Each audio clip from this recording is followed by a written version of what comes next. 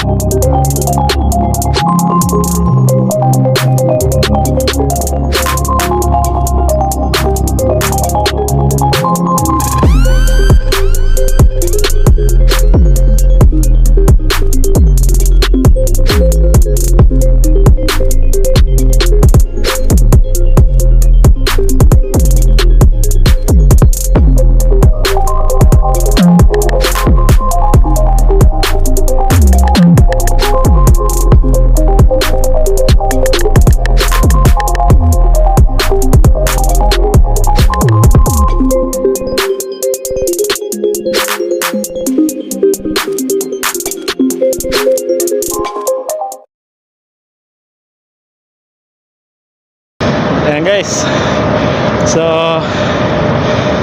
okay na, gawa na natin ng tuloy-tuloy yung 30 squats with alternating 2 touches, then 30 push-up, pero hingal-hingal tayo.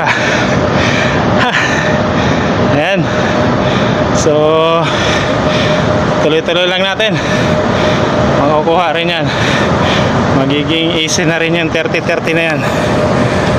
Then pagka medyo comfortable na tayo, tatasan natin, gawin natin 35.